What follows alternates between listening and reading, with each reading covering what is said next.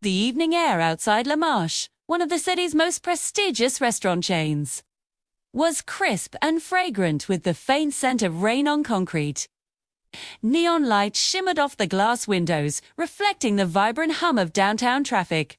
People passed quickly, brushing by in a hurry, while some stopped to glance at the luxurious interior, visible through the enormous windows. Inside, chandeliers glimmered like frozen fire, polished wood gleamed under warm lighting, and the soft clatter of cutlery mixed with quiet laughter, wine glasses, and the subtle strains of a jazz piano. On the sidewalk, under a flickering street lamp, stood a man wearing clothes that might have once been respectable, but were now slightly faded and frayed at the cuffs. A simple brown jacket hung loosely from his shoulders. His shoes, though clean, had seen countless streets and miles. He paused, hands in his pockets, looking at the grand restaurant as if weighing the world. This man was Samuel Rhodes. No one would have guessed, from the plain clothes, the careful but slightly tired posture, or the calm eyes, that Samuel Rhodes was the owner of La Marche, a restaurant empire stretching across the city and beyond. For years, he had cultivated his chain quietly, avoiding public attention. Tonight, however, he was here for one purpose: to check on a new branch before the official inspection. He stepped forward toward the entrance. The door opened smoothly, and the warmth of the interior contrasted sharply with the cool night air. A bell chimed lightly. A hostess, young, wearing a crisply pressed uniform and a practiced smile, looked up immediately. "Welcome to La Marche," she said. Samuel nodded politely. "Good evening. I'd like to see the manager, please." Eyes flicked over him, lingering on his jacket, then his worn shoes, then back to his face. Something shifted subtly. The smile faltered. "Oh, the manager is busy," she said carefully. "I'll wait," Samuel replied evenly. The hostess hesitated, glanced around nervously. One of the restaurant servers, standing nearby, whispered something to her. They exchanged a glance that combined confusion and judgment. Samuel continued, calm, taking a step further into the foyer.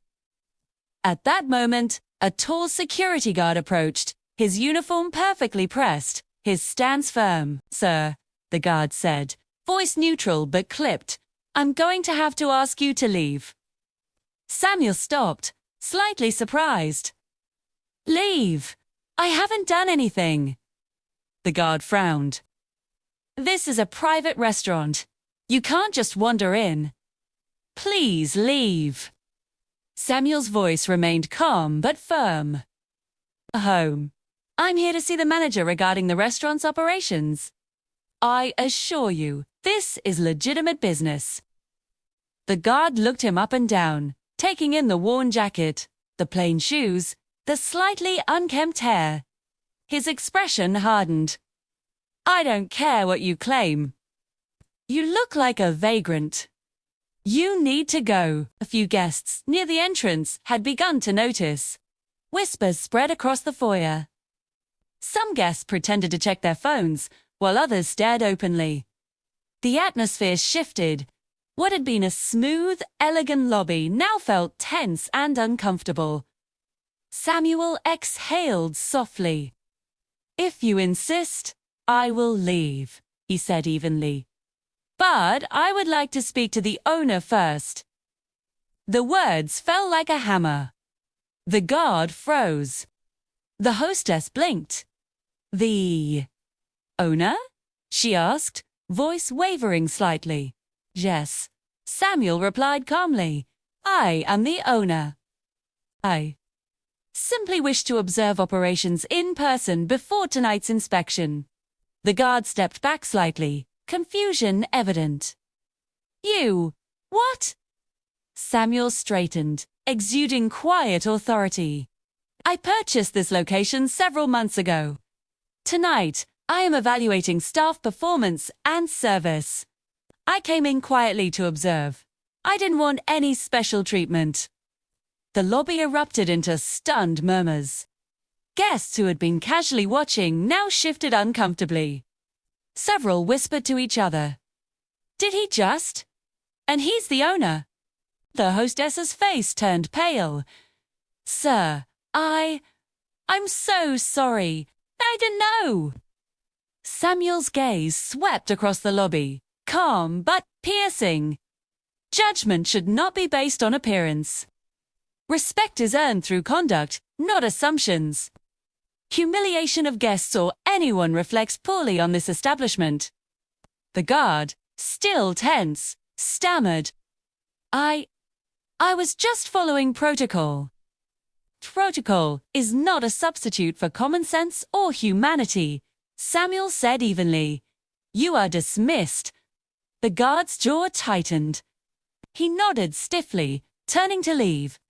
Samuel took a slow step forward, observing each guest and employee in the lobby. Shock and embarrassment were clear on many faces. Luxury, he said softly, addressing no one in particular, is not in the marble floors or the chandeliers. It is in the respect and dignity extended to every person who enters these doors. Guests shifted in their seats. A young couple in the corner glanced at each other, suddenly self-conscious about their earlier judgment. A man with a briefcase muttered under his breath, as if to himself, Wow! We really messed up. Samuel walked further into the restaurant, taking note of small details. The arrangement of silverware, the attentiveness of servers, the mood in the room. He watched interactions silently, noting where service was excellent and where it faltered. After a few minutes, the manager of the branch, a middle-aged woman named Claudia, hurried forward, clearly flustered. Mr. Rhodes. Hi, I didn't know it was you. I'm so sorry. I was just following standard procedure. Samuel nodded. I understand your position. However, misjudgment based on appearance should never happen. Tonight is an opportunity to learn and correct. Claudia exhaled sharply. Of course. I'll review training procedures immediately. Samuel continued walking, his presence commanding yet calm. Servers who had been whispering nervously now straightened, adjusting their postures and smiles. The entire room had shifted, not because he demanded it, but because the truth had been revealed. Authority combined with dignity carried weight far beyond threats or force. He paused at a table near the center of the restaurant. A young hostess approached, trembling slightly. Sir, is there anything I can do to make this right?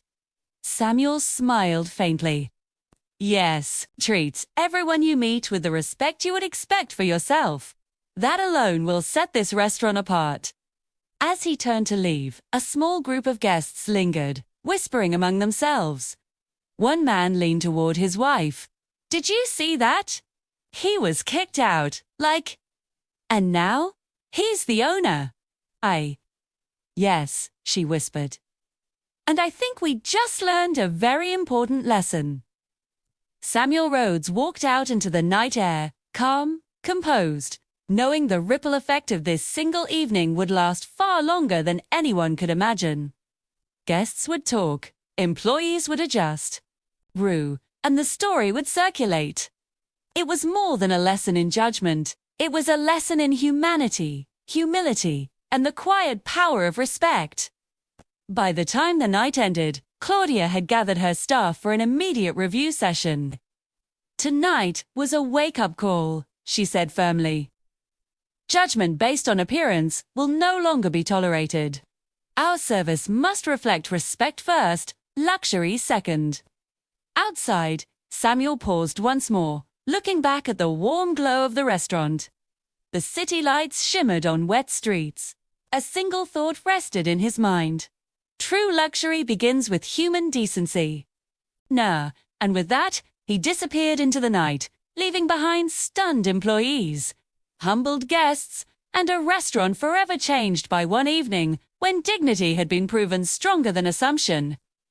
The evening air outside La Marche, one of the city's most prestigious restaurant chains, carried the faint scent of rain mingling with street aromas of roasted nuts and fresh bread. Neon lights shimmered across the sidewalk, reflecting in puddles and casting multicolored glimmers on the polished shoes of pedestrians hurrying past. Inside, the restaurant was alive with understated elegance. Chandeliers cast soft glows, illuminating tables set with meticulous care, crystal glasses, and fine silverware. The quiet hum of conversation and soft jazz music created a cozy, inviting atmosphere, one that whispered luxury without shouting it. Outside, under the flickering glow of a street lamp, a man paused.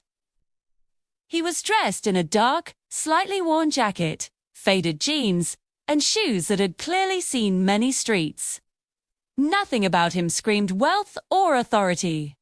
But in his calm, measured stance, there was a presence that few would immediately notice. This man was Samuel Rhodes, the owner of Lamash. He had built this empire from the ground up, quietly, avoiding the limelight. And now he was here to inspect one of his newest branches, before its grand opening. Tonight, he wanted to observe everything firsthand. He stepped toward the entrance. The bell above the door jingled as he entered, and a hostess looked up with a practiced smile. "Welcome to Lamash," she said. Samuel nodded. "Good evening. I'd like to see the manager, please." Her smile faltered slightly as her eyes scanned his clothes, then his shoes, then back to his face. "I am. The manager is currently busy," she replied, her tone tight. "I'll wait," Samuel said evenly. The hostess hesitated. "Bye," she whispered to a nearby server, who glanced at Samuel and back at her. Confusion and judgment flickered across their faces. A tall security guard stepped forward. His uniform was immaculate and his stance rigid, projecting authority. "Sir," the guard said, voice firm, "I'm going to have to ask you to leave." Samuel stopped. "Leave? I haven't done anything." "This is a private restaurant," the guard said. "You can't just walk in. Please leave." Samuel's voice remained calm but assertive. "I am here on business. I'd like to speak with the manager regarding operations." The guard's eyes narrowed. He too, in the worn jacket, the faded jeans, the plain shoes. "I don't care what you claim. You need to go." Guests nearby began to notice. Murmurs spread across the lobby. Some pretended to check their phones, others stared openly. The warm, elegant atmosphere had shifted. Tension crackled like static in the air. Samuel exhaled softly. "If that is your insistence, I will leave," he said evenly. "But I would like to speak to the owner first." The words hit like a shockwave. The hostess blinked. "The owner?" "Yes," Samuel replied. "I am the owner. Of course, I simply wish to observe operations in person before tonight's inspection." The guard froze. "You... what?" Samuel straightened. "I purchased this location several months ago. Tonight, I am evaluating staff performance and service." I entered quietly to observe, without special treatment. The lobby erupted in murmurs. Guests whispered, "Did he just? And he's the owner." The hostess's face turned pale. "Sir, I'm so sorry. I didn't know." Samuel's gaze swept across the room. Calm, but piercing. Jedney should not be based on appearance. Respect is earned through conduct, not assumptions. Humiliation of any guest or person reflects poorly on this establishment. The guard stammered, I was just following protocol." "Protocol is not a substitute for humanity or judgment," Samuel said evenly. "You are dismissed." The guard nodded stiffly, retreating while employees adjusted their postures and guests shifted uncomfortably. Samuel walked further into the restaurant. Noting small details, the alignment of silverware, the attentiveness of servers, the mood in each section, he observed the interaction between waitstaff and guests, the subtle communication among the kitchen staff, and the way the manager handled minor complaints. Each detail mattered.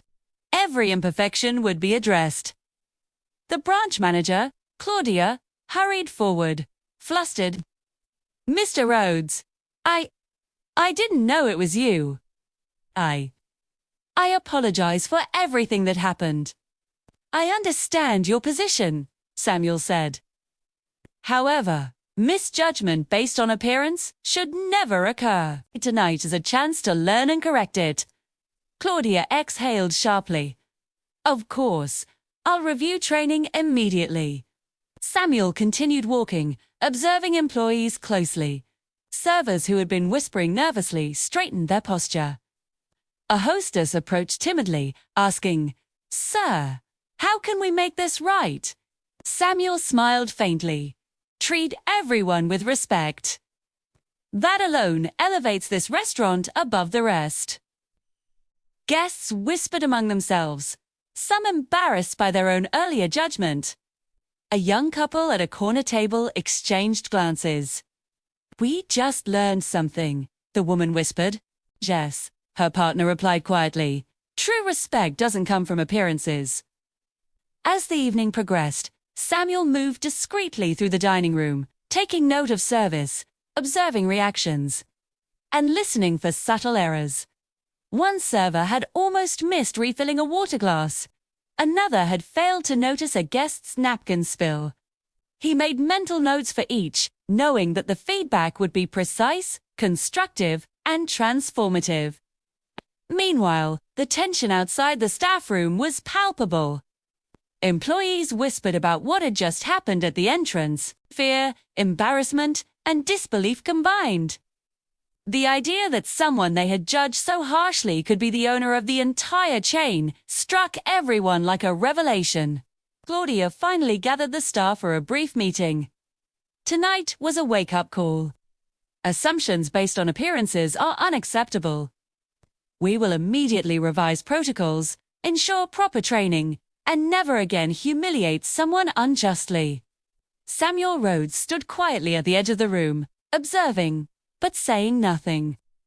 The lesson was being internalized without need for theatrics. Its authority, carried silently, quietly, but unmistakably. Later, Samuel paused at a central table.